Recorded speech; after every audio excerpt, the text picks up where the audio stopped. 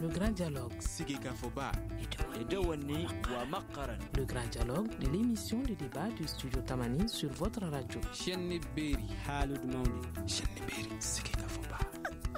grand dialogue. Audience sungalo ale kone asira ngani jateminɛ kɛ nin kalo in mɔgɔw b'u tɔ to fɛn caman na nka fɛn caman bɛ yen nɔ ni an b'a fɔ ko adamadenw magonanfɛn kɛrɛnkɛrɛnnenw an b'a ye k'a fɔ o mɔgɔw mago bɛ jɔ o la ka caya o cogo la olu sɔngɔw olu bɛ sana kɔrɔta o de na sira fɛ sa mɔgɔ ɲinabɔbagaw olu b'u bolo jɔ min ye jagokɛlaw la k'a fɔ ko olu de ka sɔngɔ o gɛlɛyalen don nka ni ɲininkali kɛra o fana fan fɛ jagokɛlaw olu fana bɛ ɲɛsin minnu ma o ye jamana yɛrɛ o jɔyɔrɔ ye ka d'a kan magonanfɛn ninnu bɛ ladon jamana kɔnɔ cogoya min na ani u taxi minnu b'u kan k'a fɔ olu ka gɛlɛn yala an bɛ yɔrɔ jɔn ɲinan sunkalo ale labɛnni ta fanfɛyɔrɔ la jɔn jɔyɔrɔ ye mun ye nin ko yɛrɛ ale ta fanfɛ a ko bɛ se ka labɛn ka bɛn sababa ma cogo min na an ye weleli bila mɔgɔ minnu ma sa o ye Mutaka Ba ye Mutaka Ba ale bɛ bureau national la UJUMA ale tɔgɔ la i ni ɲantuma nin waati kɔnɔna la Magan Fofana k'a fɔ min ye magonanfɛn ko ta fanfɛyɔrɔ ye association des consommateurs du Mali ale bɛ kɛnɛ kan i ni ɲantuma min ye kɛrɛnkɛrɛnnenya la Monzon Kone ale ye sous-directeur du commerce intérieur et de la consommation ye min ye ɲamayaso min yɛrɛ ɲɛsinen don jagokɛko yɛrɛ ma ale nana o tɔgɔ la i ni ɲantuma Dantuma Koyita k'a fɔ syndicat national des commerçants détaillants Sinakodem ale bɛ o jɔyɔrɔ fa i ni ɲantuma nin waati kɔnɔna la ne yɛrɛ tɔgɔ ye Aliou Sidibe. Le grand dialogue. Yani an ka babu daminɛ an ka jɛ nin waati la segukaw fɛ yen nɔ sunkaloko labɛn bɛ liyala min na an ka jɛ k'o lamɛn ɲɔgɔn fɛ. Sunkalo kɔnɔ da la dumunifɛn dɔw bɛ yen nɔ i n'a fɔ sukaro nɔnɔ tulu o n'a ɲɔgɔnnaw o sɔngɔ bɛ yɛlɛ nin ye sirankun ye ka ɲɛsin sigida mɔgɔw ma k'a sababu kɛ o lasɔrɔliko ani a sɔngɔko la. Dɔ farala fɛn bɛɛ lajɛlen kan engrais taayɔrɔ surtout sikoro tamaro tulu ne yɛrɛ donna ka fɛn n ko bɛna sanni dɔ kɛ bi ne yɛrɛ bɔra ni n ka warimisɛn ye o ma se ka sanni foyi kɛ a ka gɛlɛ fo ka gɛlɛ ne yɛrɛ bolo kɔni an bɛ se ka an b'an da faamu kan nka commerçant caman sen b'a la dɛ an bɛ fɛn de sotobi fo ka taa se a gɛlɛ waati ma se an bɛ bɔ k'an bɛna tɔnɔ ɲini mais faamaw de don. Ɲɛmɔgɔ minnu n'olu ɲɛsinnen don jagoko ma olu ye hakilisigi kɛ nin ko in na o y'a yira k'a fɔ fɛɛrɛ bɛɛ lajɛlen talen don sango balow kana dɛsɛ wa fɛn kana fara a sɔngɔ kan Mamadu Li ale ye ɲɛmɔgɔ ye min ɲɛsinnen don jagoko ma Segu kɔnɔ o fɛn fɛn bɛ yan n'a bɛ produit Segu yan Segu région kɔnɔna la a bɛ labɔli kɛ ka se hakɛ dɔ la min b'a to sunkalo yɛrɛ bɛɛ bɛ tɛmɛ ka sɔrɔ a bɛɛ ma se ka dun Segu dɔrɔn tɛna se ka o bɛɛ dun peut-être fo n'a taara région wɛrɛw la walima t'a sɔrɔ dɔw kɛlen don k'u ta dogo a ka dɛsɛ sugu kɔnɔ u bɛ sɔrɔ ka prix yɛlɛn n'o dun kɛra i ye sariya sɔsɔ. Jagokɛla misɛnmaninw olu y'a yira k'a fɔ ko sugu kɔnɔlaw la ko dɔ faralen don balow sɔngɔ kan Usumani Kone ale ye jagokɛla misɛnmaninw ka ɲɛmɔgɔ ye. Dala dumuni ko an bɛ don min na ko bi prix dɔw yɛlɛla nka prix dɔw ma yɛlɛ min ye dumunifɛn yɛrɛ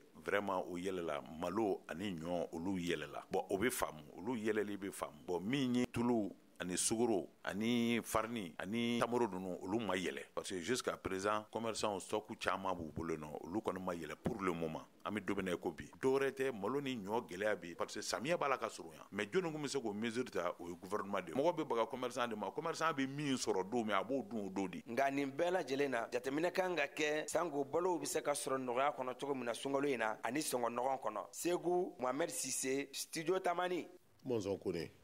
i bɔra ka nin saloli ale lamɛn segukaw fɛ yen nɔ e hakilina ye mun ye o kan. Ne hakilina ye min ye nin kan donc n bɛ bɛɛ fo fɔlɔ an sila yɛrɛ la ala ka an tile hɛrɛ la an filɛ ka sunkalo daminɛ ala ka sunkalo ala ka temɛli ko ɲuman d'a ma donc ne filɛ ka min lamɛn comme ça donc ne ɲina stock minnu b'an bolo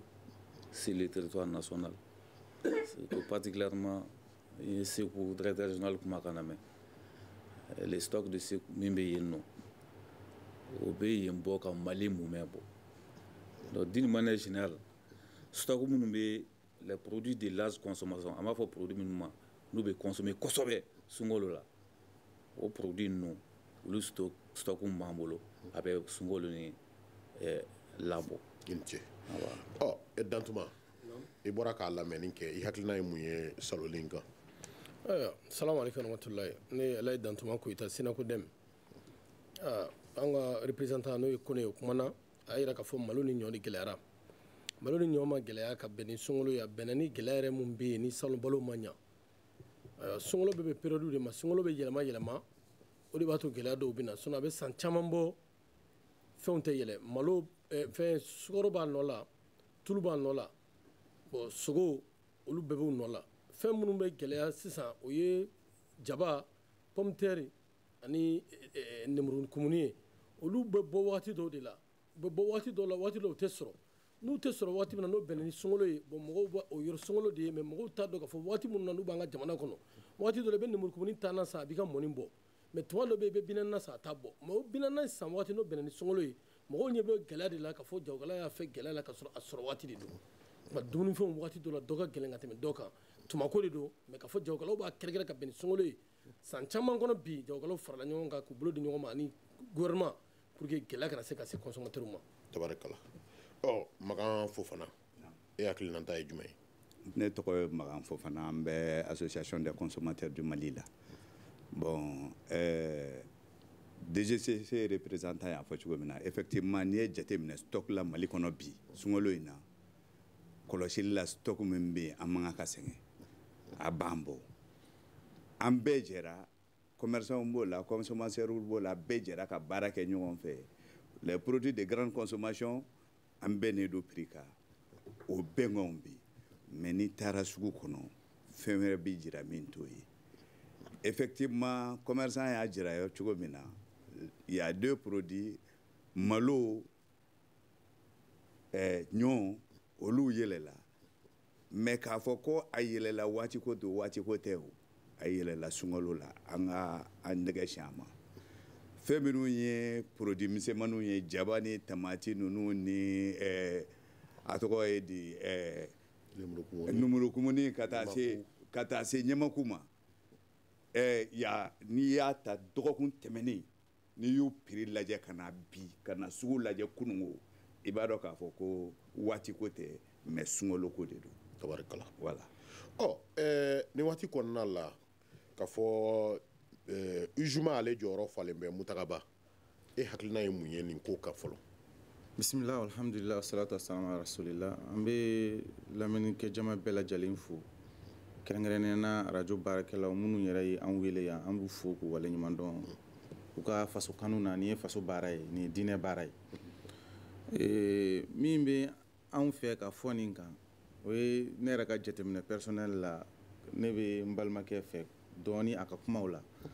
n'i y'a jateminɛ gɛlɛya i b'a fɔ ko gɛlɛya yɛrɛ ka di maliyɛn ye surtout ni a y'a dɔn i mɔgɔ mago bɛ fɛn min na waati min na o tigi b'o gɛlɛya kosɛbɛ kosɛbɛ a bɛ sɔrɔ mɔgɔ min bolo hali saga hali saliba fana na n'i y'a jateminɛ saliba mana surunya dɔrɔn saga bɛ yɛlɛ kojugu sunkalo fana na tuguni mɔgɔ mago bɛ jɔ fɛn min na o bɛ gɛlɛya parce que u b'u bolo hakili la mɔgɔ mago b'a la sisan n bɛ se ka min feere a la ni nin waati tɛmɛna n tɛ nin ɲɔgɔn wɛrɛ feere a la san mun bɛ bɛn donc ne kɔni ka jateminɛ personnel ye mun ye o ye nin de ye. aw bɛ diinɛ ka kuma de fɔ yala diinɛ bɛ mun fɔ sunkalo ko yɛrɛ ale kan jango ka taa se mɔgɔw magonanfɛn kow la sunkalo wagati? diinɛ kɔni bɛ min fɔ surtout sunkalo kan o ye nɔgɔya de ye o ye hinɛ de ye sunkalo yɛrɛ ye hinɛ kalo de ye a bɛ fɔ sunkalo ma ko hinɛ kalo donc sunkalo la a ka kan ka nɔgɔya de n'a y'a sɔrɔ la COC bɛ jamana ɲɛmɔgɔw ye COC bɛ commerçants ye n'u bɛ se ka feerefɛnw subventionner cogoya min na n'a y'a sɔrɔ gɛlɛya yɛrɛ de bɛ tiɲɛ don ko a ka gɛlɛn de setigiw kan ka se k'a subventionner cogoya min na o ka kan ka kɛ parce que sunkalo ye nɔgɔya de ye a kan ka nɔgɔya de o ye silamɛya ka hakilila ye an bɛ nɔgɔya cogo cogo sabu ka d'a kan n'i ye mɔgɔ kelen sun tigɛ i kɛra sabu ye ka mɔgɔ kelen sun tigɛ ala kira wa f'an ɲɛna sallallahu alaihi wasallam ko baraji sara foyi tɛ o la ni alijinɛ tɛ donc ni i ka feerefɛn fana da nɔgɔya ala yɛrɛ kama ne bɛ deli ka tɔnɔ min sɔrɔ a la fɛn ka nin jateminɛ na n ka nin fɛn mun filɛ ne bɛ 1000 de sɔrɔ a la tɔnɔ ye ka kɔrɔlen ka sɔrɔ sunkalo tɛ mais n bɛ ala minɛ sunkalo yɛrɛ kama n bɛ jɛ 600 kɔ ka 400 dɔrɔn sɔrɔ tɔnɔ ye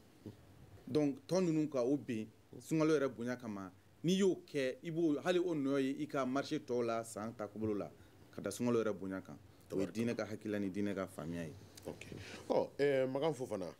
k'a fɔ aw bɛ magonanfɛntigiw jɔyɔrɔ o fa mali kɔnɔ magonanfɛn ko bi jɔyɔrɔ bɛ a bɛ diɲɛ fan bɛɛ lajɛlen na mais aw ka jate la sunkalo hukumu kɔnɔna la mun de bɛ mali ta kɛrɛnkɛrɛn ka bɔ fantɔw ta ma bon alhamdulillah Muntagaba y'a fɔ diinɛ fɔ cogo min na n'i y'anw consommateurs ɲininka an kamana bɛ gan an kamana bɛ gan pourquoi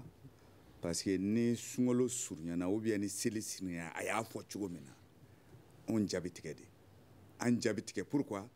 parce que fɛn o fɛn bɛ yen n'a bɛ sɔrɔ o bɛ gɛlɛya an b'an cɛsiri an bɛ taa état nɔfɛ an bɛ boli an b'a fɔ bon il faut arrêter les prix plafonds mais minnu yɛrɛ bɛ bɔ an fɛ yen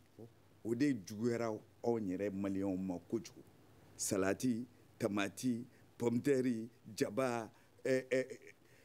produit yɛrɛ minnu bɛ bɔ yan dɛ olu de bɛ gɛlɛya donc n'i y'anw ɲininka sunkalo dabɔra gɛlɛya de kama a ma dabɔ nɔgɔya kama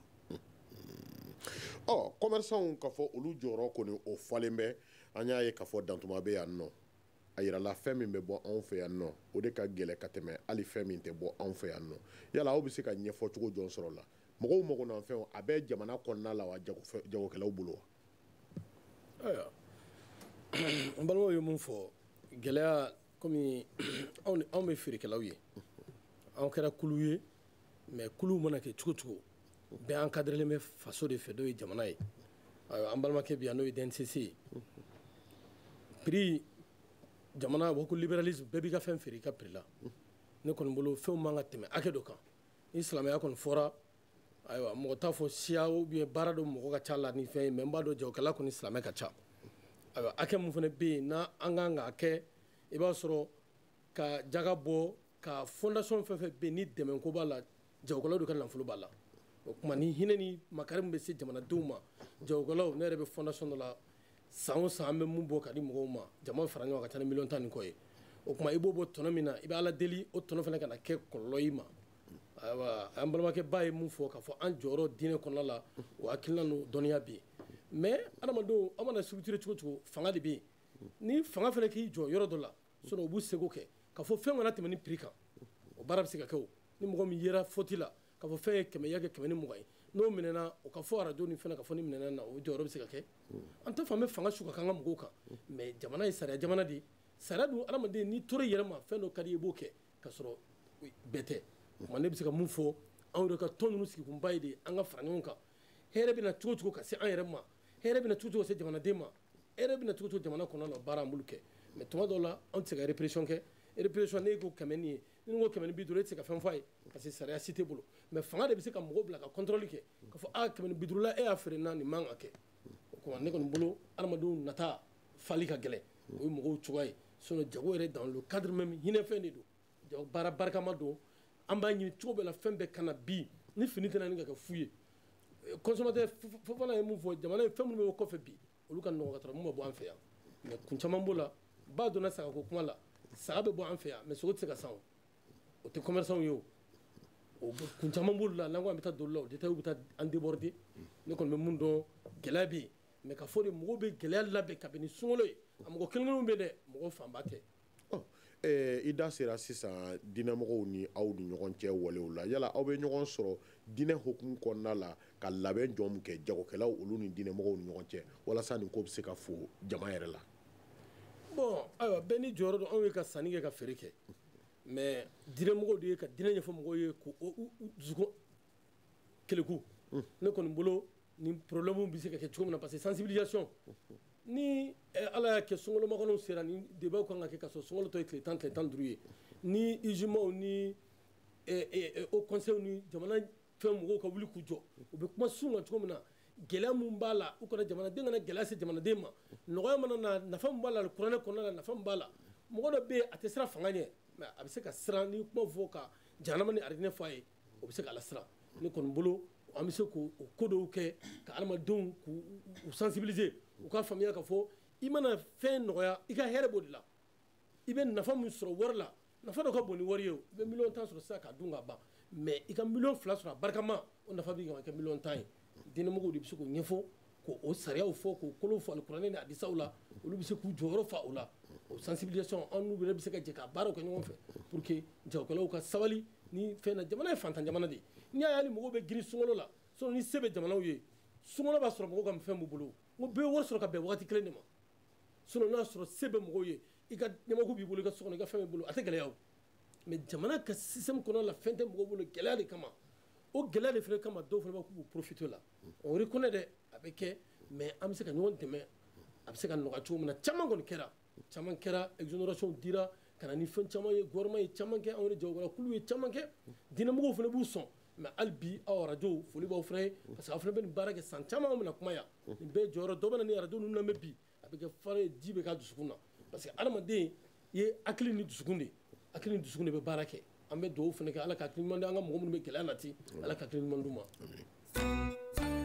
Vous écoutez Studio Tamani, votre avis nous intéresse. Écrivez vos commentaires et suggestions sur la page Facebook et dialoguez avec nous. Studio Tamani, c'est aussi les réseaux sociaux.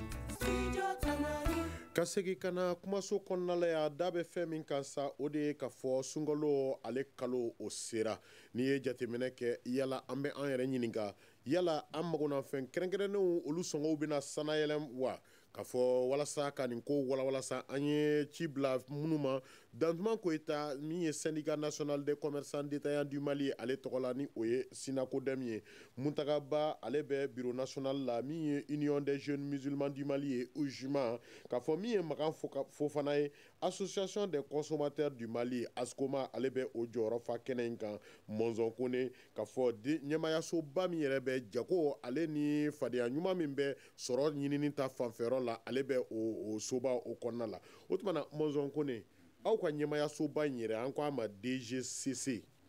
ale jɔyɔrɔ ye mun ye nin ko yɛrɛ ɲɛnabɔli ko ɲuman ta fanfɛyɔrɔ la. Bisimilayi anw jɔyɔrɔ ye min y'a ko la an jɔyɔrɔ ye belebele y'a ko la o fɔlɔ ye jumɛn ye an ka mission entre autres min nafa ka bon fɔlɔ on fait de sorte que balo suman o ka kɛ jamana kɔnɔ fɔlɔ n'i y'a mɛn ka n bɛ fɛn san a bɛ yen fɔlɔ de donc nous assurons que nous suivons l'approvisionnement du pays en produits de première nécessité voilà n'o bɛ yen nɔ donc prix ko bɛ se ka na sisan nɔ donc a ye prix ko kuma fɔ fɛn misɛnninw na parce que an tɛ produit bɛɛ prix suit an bɛ min suit ça c'est les produits de première essentiels de première nécessité les dɔ b'an bolo a produit man ca mais nous trouvons que o produit ninnu olu ye essentiel ye n'o b'i bolo quand même alhamdulilayi donc a ye produit minnu fɔ minnu bɛ sɛnɛ an yɛrɛ fɛ yan nɔ i n'a fɔ lemuru kumuni salade tomate ni tun ye Sinako Dɛmu représentant tun y'a réponse di ka ban fɛn minnu don u bɛ sɛnɛ an fɛ yan nɔ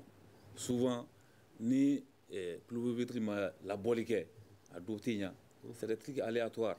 n'a bɛ yen wagati min na a prix bɛ sin ka jigin ten mais n'a dɛsɛla i y'a ye n'a banna prix fana bɛ augmenter donc ça c'est o marché la loi dɔ ye ni fɛn ka ca prix bɛ jigin mais n'a dɔgɔyala prix bɛ yɛlɛ i y'a mɛn donc n bɛ continuer toujours chaque fois mɔgɔw bɛ anw fana accuser kuma caman k'a fɔ ka fɛnw bɛ yen nɔ k'anw ka prix kɛra an ka kɛ tan donc n balimakɛ da sera a kuma ma fana Mali kɔnɔ yɔrɔ prix liberté de prix totale de don les prix sont libres en République du Mali mais nka b'a la parce que fɛn fɛn mana kɛ i bɛ taa sɔrɔ exception dɔ b'a la exception ye mun ye ni fɛnw dagɛlɛya ka se niveau dɔ la kosɛbɛ yɔrɔ dɔw la ou bien produit dɔw kan État bɛ se ka intervenir ka prix régulariser c'est en ce moment que anw bɛ se ka wuli ka contrôle kɛ mais tant que o mesure ma se an ma se o niveau ma anw tɛ se ka prix contrôler bɛɛ tout le monde est libre k'a ka fɛn feere da la da min ka d'a ye parce que n'i y'a feere da aw produit kelen b'aw bɛɛ bolo e y'i ta feere da gɛlɛman na n'i y'a ta feere nɔgɔman na ça la loi de la concurrence bɛɛ bɛ taa nin de fɛ o donc marché bɛ régulariser n'o de ye mais n y'a fɔ cogo min na fɛn dɔw kɔni bɛ yen nɔ kuma dɔw la ni fɛn da gɛlɛyala kosɛbɛ par exemple malo an b'a jateminɛ o de bɛ consommer kosɛbɛ si on voit que o prix bɛ yɛlɛ a bɛ ka yɛlɛ donc gouvernement bɛ fɛnw ta kuma dɔw la ka exonération kɛ o cas bɛ kɛ la kuma dɔw la voilà. Muntaka Ba hali bi nin ko mana wuli a tɛ taa ka diinɛ to ka da ka diinɛ ka ko latigɛlen de don sunkalo o tuma na diinɛ ma fɛn fɔ sunkalo magonanfɛ kow kan wa yala a ye hakɛ jumɛn fɔ min ye kɛrɛnkɛrɛnnenya fɛnw ka sɔngɔ ka yɛlɛ jango ka se n tɛ san sɔngɔ yɛrɛ ma yala diinɛ bɛ mun de fɔ o ko kun kuma bɛɛ an bɛ mun fɔ diinɛ ka hakilila la nin ko in kɔnɔna na o ye an ka hinɛ ɲɔgɔn na an ka nɔgɔya ɲɔgɔn bolo diinɛ y'o de fɔ diinɛ y'o de ɲini sunkalo in yɛrɛ dabɔra o yɛrɛ de kama sunkalo yɛrɛ kun ye mun ye fɔlɔ hakilila yɛrɛ jumɛn bɛ sun yɛrɛ la silamɛya kɔnɔna na o kɔrɔ de ye sun bɛ fɛ ka leçon dɔ de di faamaw ma waritigiw ma u k'a dɔn dɛsɛbaatɔw bɛ degun min na sun yɛrɛ kun belebeleba ye nin alabato de don ni ala y'i bila fɛn min na i b'a kɛ o ye diyagoya ye nka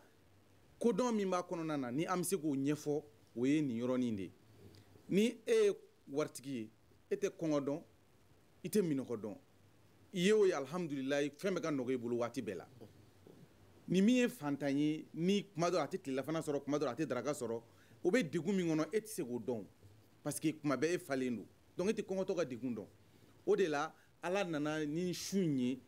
e yɛrɛ faama ka wari t'i bolo dɛ ka daraka se t'u ye ka tilela se t'u ye a to yen ala kama i kana dun pour que i k'a dɔn a tɛ min bolo o bɛ ka min souffrance min kɛ sunkalo yɛrɛ sun yɛrɛ kun ye nin dɔrɔn de ye sinon sun nafa foyi tɛ se ala ma min ye dɔ fara fɛn sɔngɔ kan yala hakɛ tɛ yen ka ɲɛsin o ma wa min ye ka dɔ fara fɛn parce que o la n'a sɔrɔ sababu kɛ sunkalo ye ka sababu kɛ sunkalo ye o y'o tigi ka ala ka hakili ɲuman di an ma ko faamuyabaliya ani mɔgɔ bɛɛ fɛ parce que sunkalo fɛ mɔgɔw mago bɛ jɔ fɛn na komi n y'o dɔrɔn de fɔ o de don e y'a dɔn e bolo fɛn sisan mɔgɔ mago b'a la ni nin waati tɛmɛna mɔgɔ mago tɛ s'a ma tuguni o donc ni e yɛrɛ ye hakili y'a ye ni ye n profiter n bɛ se ka caman sɔrɔ nin na donc o ye e ka hakilila de ye diinɛ n'a sɔrɔla ko jamana ye diinɛ jamana ye pression dɔw bɛ se ka kɛ ou bien disposition dɔw bɛ se ka ta mais yan diinɛ bɛɛ ka diinɛ ye i yɛrɛ ŋaniya n'i ka dusukun n'i ka limaniya de ye o man'i bila yɔrɔ min na i b'a kɛ ten de diinɛ kɔni ye mun fɔ o ye k'a nɔgɔya de ye sun yɛrɛ kun ye k'a nɔgɔya de ye sun kun ye nɔgɔya de ye e mana e waritigitɔ mana dumuni to i bolo k'a dɛsɛ ka ban k'a dun ala kama k'o kɔngɔ muɲu donc e b'a dɔn min bɛ kɔngɔ na don min na hali ni sunkalo tɛ ni e ye karisa ye kɔngɔ na i b'a dɔn kɔngɔ ye fɛn min ye i kan ka se ka min k'a ye i kan ka k'o k'a ye sun kun ye nin dɔrɔn de ye donc ni fɛn kun ye nin yɔrɔ n'o tilala ka taa kɛ gɛlɛya sabu ye tuguni silamɛya ma o tɛ silamɛya ka laɲini silamɛya bɛ ka min ɲini an na o ma sɔrɔ a la tabarikala ala ka hakili ɲuman di an ma Makan Fofana k'a fɔ maa o maa n'i bɛ mago ɲɛ e b'o jɔyɔrɔ fa kɛnɛ in kan yan yala ɲina sunkalo in mali kɔnɔna la fɛnw sɔngɔ ko bɛ cogo di aw yɛrɛ ye jate jumɛn bɔ a kan bon ayiwa alhamdulillah ɲinan sunkalo an kana ɲɔgɔn nɛgɛn komi sunkalo bɛɛ hali san wɛrɛ sunkalo a bɛ kɛ tan fɛnw bɛ yɛlɛ parce que pourquoi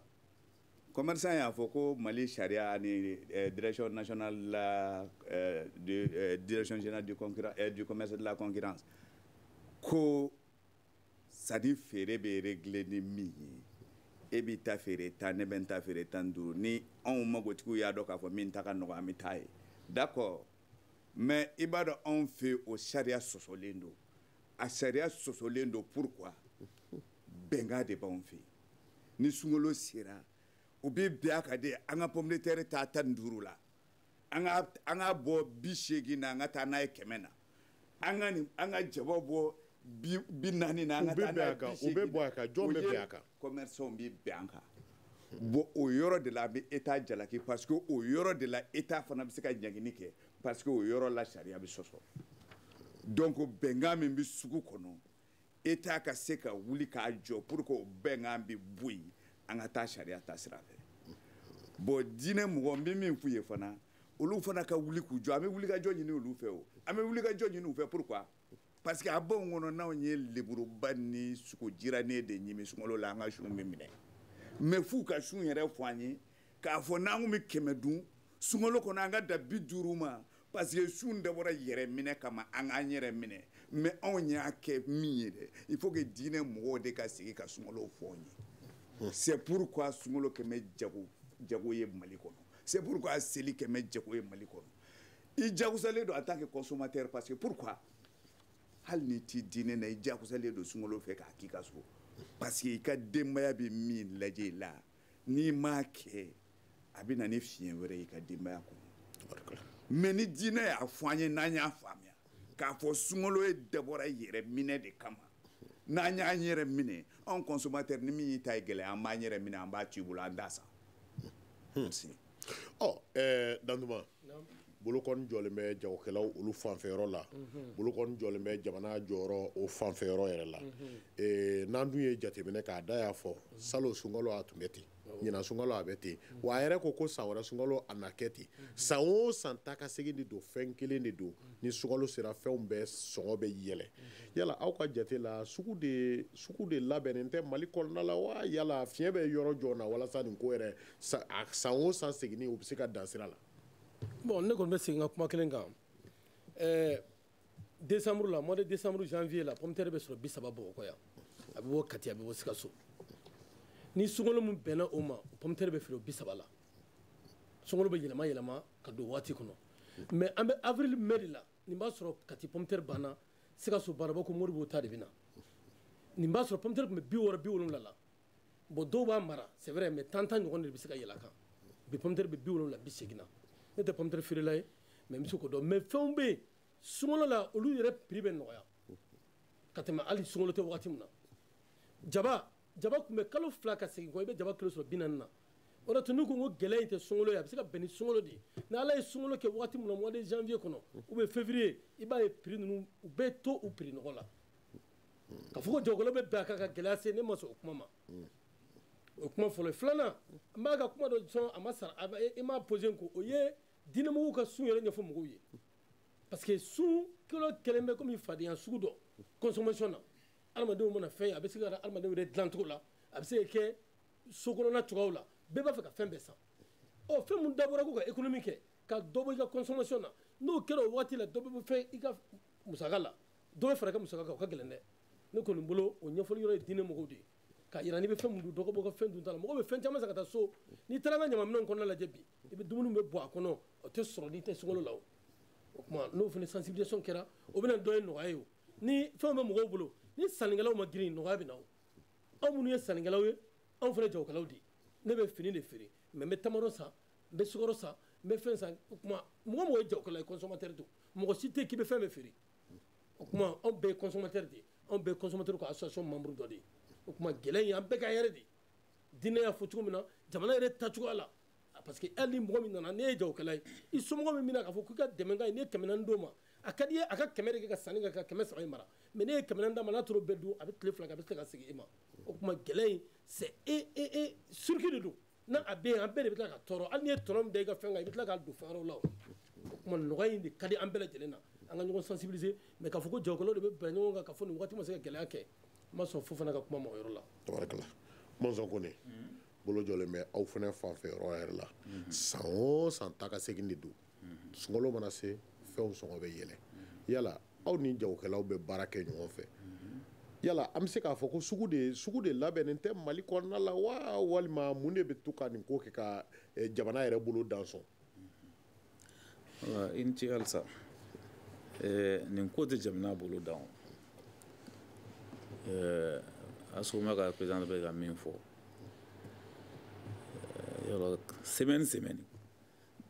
an bɛ jateminɛ kɛ sugu kɔnɔna na ka bɔ Bamakɔ yan ka taa région bɛɛ la comme n y'a fɔ nous avons un rôle de suivi des marchés en termes de stock et de prix.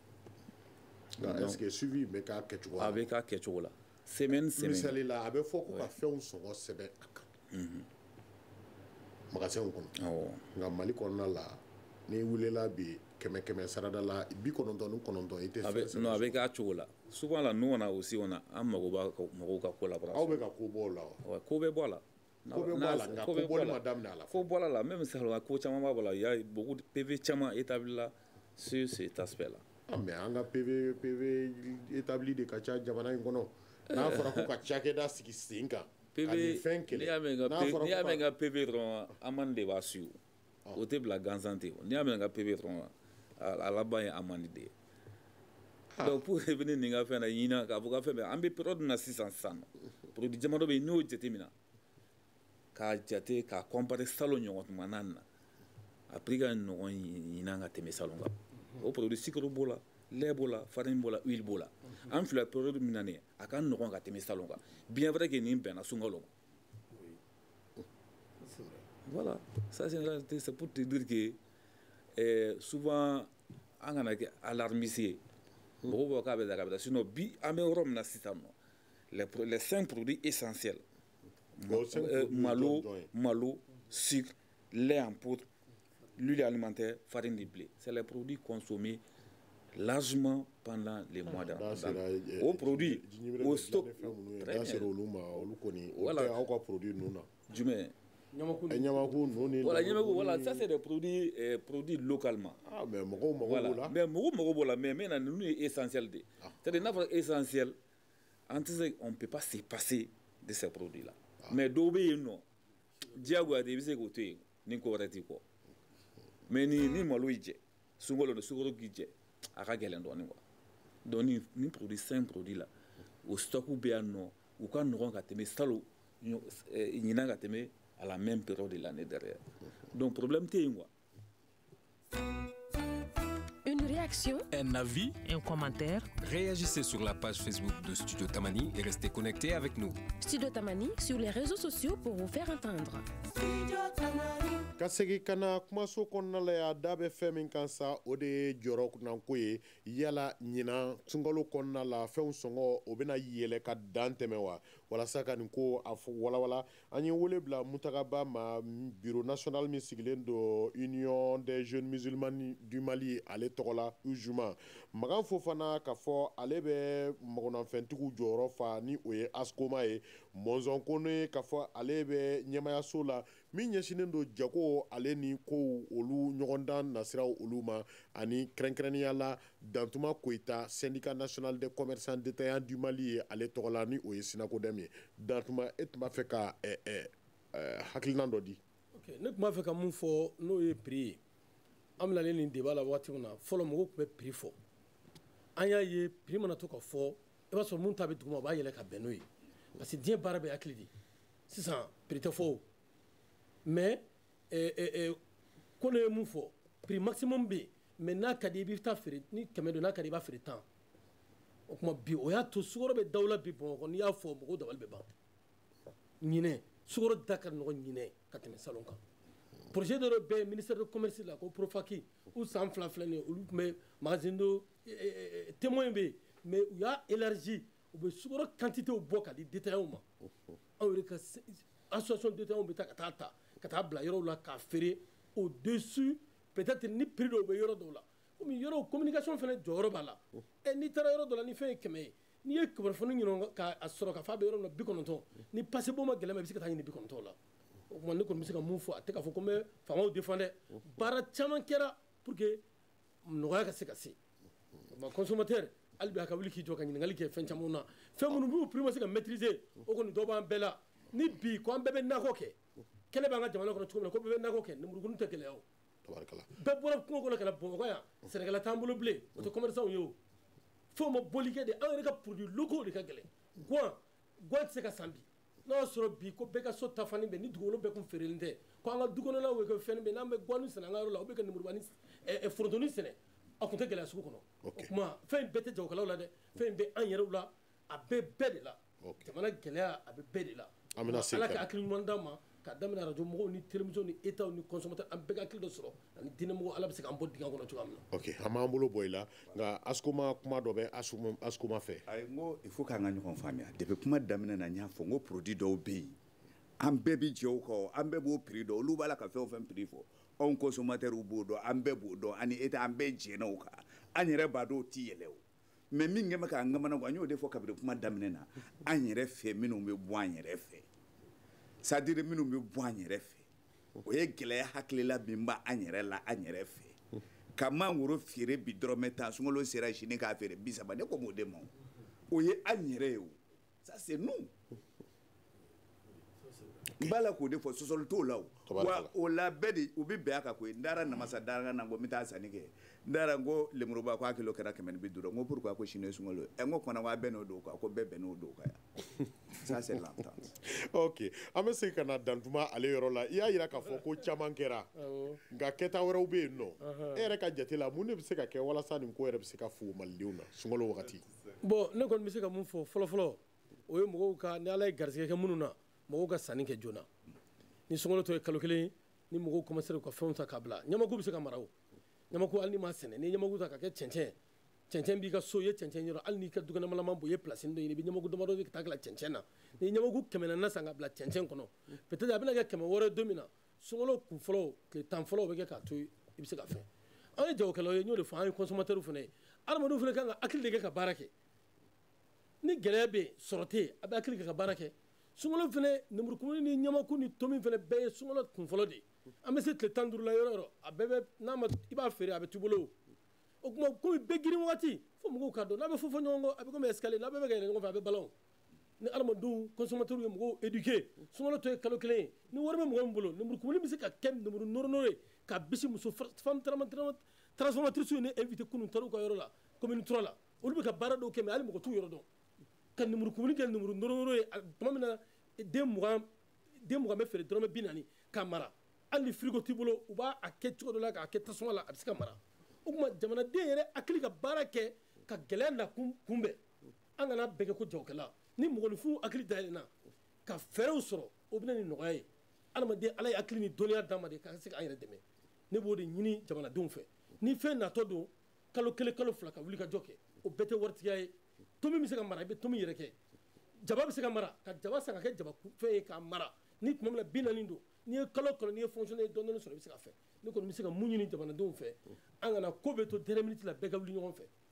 o kuma o kɔni ye conseil ye peut-être a bɛnnen bɛ Fofana da ni ne ye mais ne b'a fɔ k'a fara a ka taa kan. ok mais Magan Mɔnzɔn Kone yala jɔn de kan ka jɔyɔrɔ jumɛn fa nin ko la walasa nin ko a bɛ se ka nɔgɔya maliyɛnw yɛrɛ ma e ka jate la fɛɛrɛ jɔn b'a la k'a fɔ min ye karamɔgɔ ye ale kɔni da sera a dɔ ma yala e yɛrɛ bolo mun de bɛ se ka fara nin kan walasa a ko bɛ fo maliyɛnw na. Voilà, n y'a fɔ cogo min na an ka baara de don habituellement sunkalo don sunkalo tɛ an bɛ nin kɛ n'i y'a ye nin bɛ k'a fɔ a bɛ ka nin y'a kɛ exemple ta du kɔnɔna ma an ka du kɔnɔna ye jamana yɛrɛ de donc an kan ka effort kɛ pour que jamana ka hɛrɛ sɔrɔ donc depuis janvier à partir de janvier en prévision sunkalo kɔnɔ on a vu que stock bɛ niveau dɔ la nous on a demandé le ministre du commerce a demandé au ministre des finances u ka se ka malo quantité kalo kelen dɔrɔn ye pour que an ka se commerçant ka se ka na ni malo ye ka stock augmenter c'est ce qui a permis que vraiment malo bɛ yen nɔ a ma yɛlɛ donc o ye état ka pari ye pour que ka se ka consommateur bila à l'aise donc ça c'est des mesures entre autres voilà. mais jɔn wɛrɛ bɛ se ka bon wɛrɛ kɛ yala a dan ye état ka prévision ye wa ale kɔni da sera min ye sannikɛlaw yɛrɛ fɛnɛ ma jamanadenw yɛrɛ bɛ se ka jɔyɔrɔ min ta ale da sera o ma yala hakilina wɛrɛ tɛ yen nɔ min bɛ se ka nin ko dafa aw fan fɛ. ne bɛ kuma an ka jɔyɔrɔ ye min y'a la an bɛ ka kuma o de kan parce que n'an sɔmina déjà ka stock bɛ jigin yɔrɔ min na donc état bɛ min kɛ a b'o kɛ n ye malo exemple de kalo kelen u ye fɛn bila commerçants libéré u ka se ka don ni malo ye pour augmenter le niveau de stock de riz sur le marché. Mutakaba an kɔni an bɛ diinɛ de hukumu kɔnɔna la sunkalo ko n'a kɔni fɔra diinɛ ko kuma ale de don yala e yɛrɛ ka jate la diinɛ a labatobaw ani u sigiɲɔgɔnw hali ni min tɛ k'a labato e yɛrɛ ka jate la jɔn bɛ se ka mun de kɛ walasa nin ko a bɛ se ka fɔ adamadenw na Mali kɔnɔ. An kɔni n bɛ mun fɔ nin ko in na n'i y'a mɛn ko fɛn o fɛn jamana n'i y'a mɛn ko jamana bɛ daminɛ mɔgɔ kelen de la e kelen e de bɛ mɔgɔ wɛrɛ ɲini ka fara i yɛrɛ kan ka du dilan cɛ ni muso ala de fara ɲɔgɔn kan ka du dilan du kelen fila saba o de bɛ kɛ kin ye kin fila saba o bɛ kɛ dugu ye dugu fila saba jamana de filɛ nin y'i bolo donc yanni k'a fɔ k'i bɛ karisa jalaki gouvernement de nɔ don commerçant de nɔ don consommateur de nɔ don bɛɛ k'a jateminɛ e yɛrɛ kelen na fɔlɔ e yɛrɛ bɛ cogo di situation min bɛ yen ne yɛrɛ ka position ye jumɛn y'a la i kɛra commerçant ye i kɛra consommateur ye o i kɛra gouvernement ye o e ka position ye jumɛn ye a essayer i k'o jateminɛ ni erreur min b'o la i k'o rectifier ni ne y'o kɛ e y'o kɛ nin y'o kɛ ni bɛɛ lajɛlen y'o kɛ a ka ca ala fɛ dilanni bɛ kɛ. mais ni e y'a kɛ ni dɔ in m'a kɛ dun. voilà donc o de la n ko bɛɛ lajɛlen n'i ka conscience de bɛ ɲɔgɔn na komi n'a fɔ sisan u y'a fɔ k'a fɔ ko gouvernement ti pression kɛ mɔgɔw ka prix ko la prix ye liberté totale de donc ere de kan ka lajɛ sisan i ye silamɛ ye wajulu bɛ kɛ o jamana in kɔnɔ maa tɛ se k'a fɔ ko wajulu ko problème bɛ yan dɛ wajulu bɛ kɛ fo merde mais adamadenw yɛrɛ diɲɛ bi waati yɛrɛ min na adamaden nata de ka bon kojugu k'a fɔ ko n b'a lajɛ min bɛ arrange ka sini lajɛ bi bɛɛ mago bɛ bita kalamani de la hali ni sini tɛ ja donc faut que an ka hakili de sɔrɔ o de la n y'a fɔ bɛɛ k'i yɛrɛ contrôler ni bɛɛ y'i yɛrɛ contrôler ka défaut lajɛ la ka défaut a essayer k'a dilan dɔɔni dɔɔni ko bɛ ɲɛ ladilikanw caman bɔra ka fɔ yan sisan dɔw ka nɔgɔ dɔw ma mais dɔw ma nɔgɔ dɔw ma n'i y'a ye i b'a san k'a mara mɔgɔ min bɛ taa sini nasɔngɔ ɲini bi ou bien mɔgɔ min bɛ taa su na ta ɲini sɔgɔmada in na n'a fɔra k'o tigi k'a san k'a mara a tɛ se jamana in kɔnɔna na a ka gɛlɛn fan bɛɛ de fɛ donc an ka hakili de to ɲɔgɔn na ka hakili to sunkalo yɛrɛ kun na an kana ɲinɛ sunkalo yɛrɛ kun kɔ sunkalo kun ye hinɛ ye sunkalo kun ye nɔgɔya ye hali ala yɛrɛ bɛ promotion de kɛ sunkalo kɔnɔna na alakira ko sallallahu alaihi wasallam ko ala ye sunkalo dilan ka sunkalo kɛ tilayɔrɔ 3 de kalo ye tile 30 ye tile 10 fɔlɔ o ye ala ka hinɛ ye ala bɛ hinɛ a ka jɔnw na tile 10 filanan o ye ala ka yafa ye ala bɛ yafa a ka jɔnw ma tile 10 sabanan ala bi mɔgɔ caman janɛmɛden caman de lajɛ ka yafaw ma k'u bila fara alijinɛ kɔnɔdenw kan sunkalo kɔnɔna na sunkalo yɛrɛ ye nin de fo alakira y'a fɔ an ɲɛna sallallahu alaihi wasallam ko ni sunkalo daminɛna ka mɔgɔ min to balola i kɛnɛma ka tila ka sunkalo ban k'e to balola i kɛnɛma sunkalo ma se ka ye jurumu yafa ko yafa cogo tɛ jurumu na nin bɛɛ kɔrɔ ye sunkalo yɛrɛ bonisi de ala bolo nɔgɔya de don donc ni an ye nin faamuya kɔnɔ ani kun yɛrɛ min bɛ sun yɛrɛ la k'o fana faamuya i n'a fɔ n ye min fɔ n ka kuma kɔnɔna na donc ni mɔgɔ min miiri nin bɛɛ lajɛlen na gɛlɛya kun tɛ hali ni se b'i ye k'a nɔgɔya cogo dɔ la i yɛrɛ ka ɲɛkumu kan silamɛ ɲuman i ka kan k'o kɛ e commerçant ye n'i ka fɛn dajigi feerefɛn dajigi sunkalo yɛrɛ bonya kama mɔgɔ mɔgɔ mana o senfɛ a bɛ komi n'a fɔ e y'o tigi sun tigɛ de i contribuera o tigi ka sun tigɛ la donc i b'o baraji sɔrɔ mɔgɔ kelen sun tigɛ baraji min fɔra o la e b'o sɔrɔ donc n'an y'a hakili to nin na a ka ca ala fɛ caman bɛ bɔ gɛlɛya la ala ka hakili ɲuman d'a ma ala k'a ni sababa Makan Fofana Askoma yɛrɛ ka jate la fura jɔn bɛ nin ko la fura min b'a la alhamdulilayi rabbil alamin fura gale ye min ye o ye sunkalo yɛrɛ ka faamuya fɔlɔ maliyɛnw fɛ u ka sun faamuya u ka sunkalo faamuya n'a dɔnna ko sunkalo ye yɛrɛ minɛ n'i bɛ tan dun i kana tɛmɛ 5 kan n'o tɛ i ka sun ma minɛ an ti don nin bɛɛ la o kelen fɛn minnu b'a la ka gɛlɛya tan dɔ jirimere fɛn ninnu ni fɛn olu bɛ min ye parce que diinɛ y'a fɔ cogo min na o ma se k'a bɔ an ka laada kɔnɔ n'o tɛ ni diinɛ y'a bɔ an ka laada kɔnɔ an bɛɛ bɛ lafiya o la filanan y'o ye sabanan ye min ye a ko an ka sunkalo ɲɛsigi commerçant ko ten d'accord ɲɛsigili o ye tiɲɛ ye je suis d'accord mais ɲɛsigili kɔfɛ fana an bɛ se ka jɛn a kɔ parce que fɛn o fɛn bɛ yɛlɛ sunkalo kɛ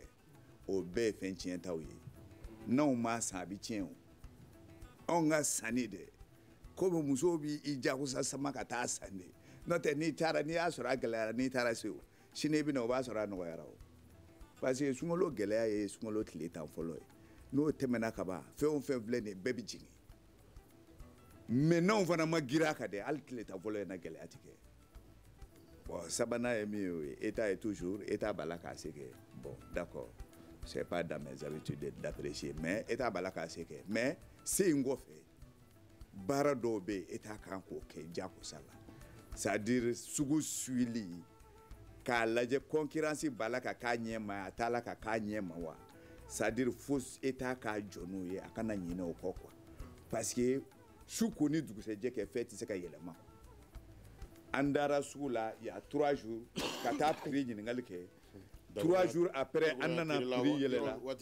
voilà an nana dugu jɛ prix yɛlɛla état kɔni bɛ se k'a daminɛ donc an b'o yɔrɔ ɲini état fɛ hali bi tabarikala voilà merci ok ni waati la an ka foli a bɛ Dantuma Koyita ye Sinakodɛm ale tɔgɔ la foli a bɛ ɲɛsin mɔnzɔn Kone ale ma min ye kɛrɛnkɛrɛnnenya la ɲɛmayaso min ɲɛsinnen don ni an b'a fɔ DGCC foli ale ye Makan Fofana o ta ye nin waati la Askoma ale tɔgɔ la an ka foli bɛ Mutaga Baye Uzuma ale tɔgɔ la da tun bɛ fɛn min na o de ye k'a fɔ ko sunkalo yala fɛnw na sɔngɔ gɛlɛya Mali kɔnɔna la wa min ye jɛmukan ye kurun bɛ se siɲɛ la ni yɛlɛnna bɔlɔlɔ sanfɛ i bɛ se k'a sɔrɔ yen nɔ w3studiotamani.org ni hakilina wɛrɛ b'i fɛ i bɛ se k'o lase 75 84 ani 11 walima 75 84 ani 12 ni labɛn ale kɛra studio tamani ye ale ka rédaction yɛrɛ bɛɛ lajɛlen o fɛ fiyew turukala o bɛ Salim Jawara ale bolo min ye jabarani ye Peting Jara ne yɛrɛ tɔgɔ Aliou Sidibe aw k'an bɛn ni ɲɔgɔn wɛrɛ ma. Le Grand Dialogue. Le Grand Dialogue de l'émission de débat du Studio Tamani sur votre radio.